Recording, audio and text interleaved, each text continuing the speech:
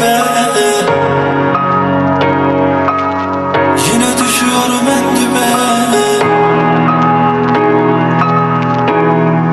Kendime gelip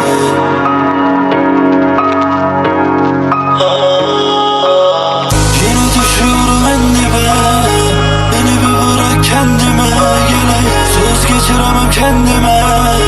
Biliyorsun senin tek lafına köleyim. Beni biraz anlasa ya da hiç anlama. Ben kaç defa denedim. Düşüyorum en dibe. Beni bir bırak kendime geleyim. Yine düşüyorum en dibe.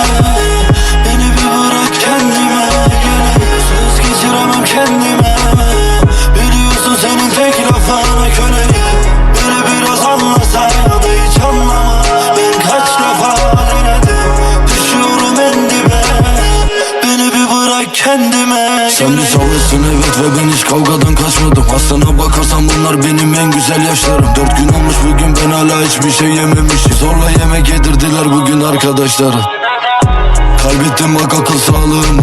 Kaybettim ellerimden benim sandığımı. Bana hasta deyip duruyordun, haklıymışsın evet. Şimdi hatırlattın bana kime şiir yazdığımı. Her gece korup durdum niye oğlum niye. Her yolu denedim o güzel yüzün gülsün diye. Tehlike hissedersem her zaman önünde yürürüm. Çünkü eğer bir şey olursa da bana olsun diye.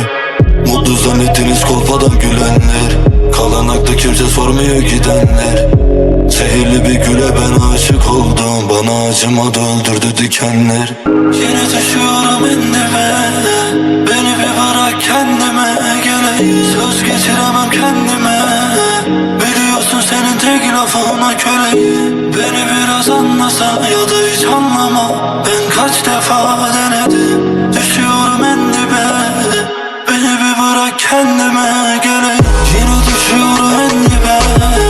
Beni bir bırak kendime geleyim. Söz geçiremem kendime. Biliyorsun senin tek lafına köleyim. Beni biraz anlasa ya da hiç anlama. Ben kaç defa denedim. Düşüyorum en dibe.